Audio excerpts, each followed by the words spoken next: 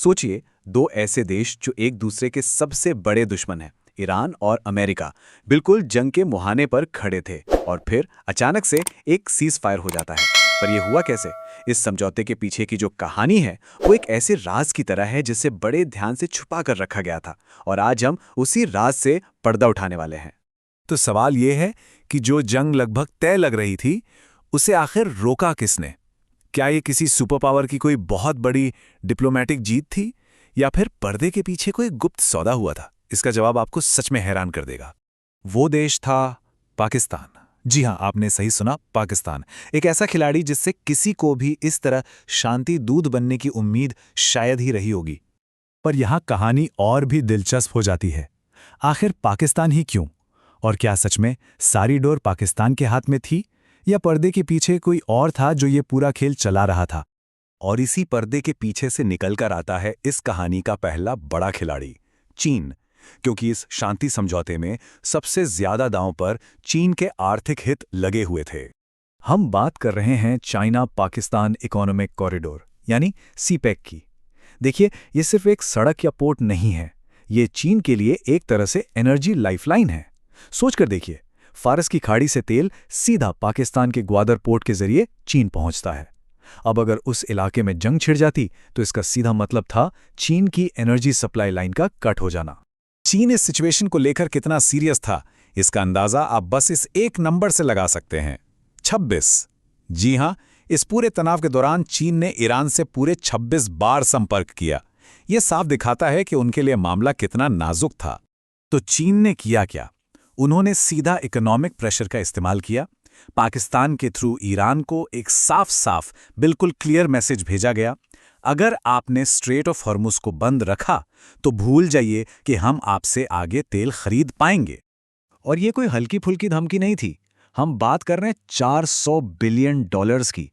इतना बड़ा है चीन का ईरान के साथ तेल का सौदा। ये एक ऐसा दबाव था जिसे ईरान चाह कर भी नजरअंदाज नहीं कर सकता था। चलिए अब सिक्के का दूसरा पहलू देखते हैं। इस कहानी के दूसरे कोने में खड़ा है अमेरिका, और अमेरिका ने भी इस सिचुएशन से डील करने के लिए अपनी हिस्ट्री बुक से एक पुराना लेकिन बड़ा काम का पन्ना पलटा।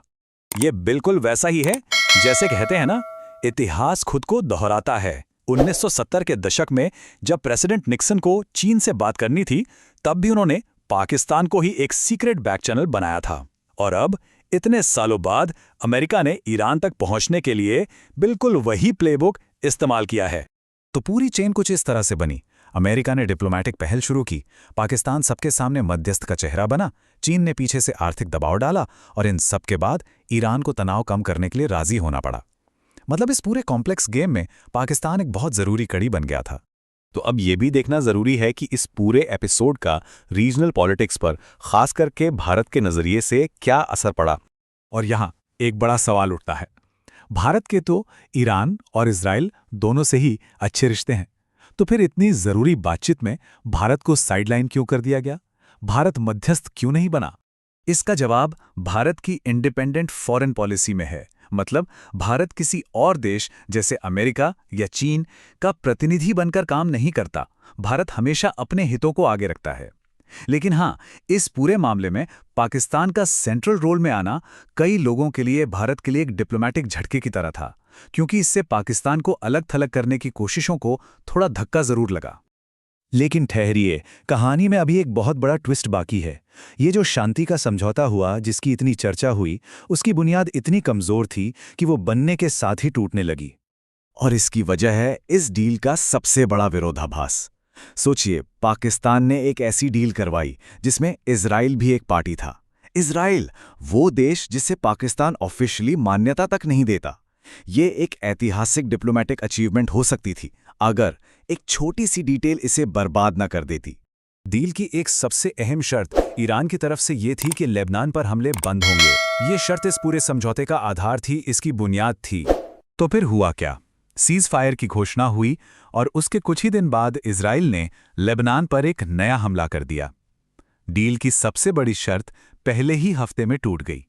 साफ था कि इजराइल इस पाकिस्तानी डील से खुद को बंधा हुआ नहीं मान रहा था। और इस हमले का अंजाम बहुत भयानक था। शुरुआती रिपोर्ट्स के मुताबिक 50 से ज्यादा जानें गईं। इससे एक बात साफ हो गई कि ये शांति शायद बस एक दिखावा थी, एक बहुत ही नाजुक धागे से बंधी हुई। तो आखिर इसे क्या समझें? क्या ये पाकिस्तान की एक असफल कोशिश थी, या फिर इस लंबे संघर्ष में एक नए और शायद पहले से ज्यादा खतरनाक अध्याय की शुरुआत है? इस पूरे मामले पर आपकी क्या राय है? क्या पाकिस्तान सच में एक अहम खिलाड़ी था या बस एक चेहरा? हमें कमेंट्स में जरूर बताइए। आज के इस विश्लेषण में हमारे साथ जुड़ने के लिए बहुत बहुत शुक्रिया। अगर आपको ये जानकारी पसंद आई तो इसे लाइक करें, अपने दोस्तों के साथ शेयर करें और चैनल को सब्सक्राइब करना बिल्कुल ना भूलें।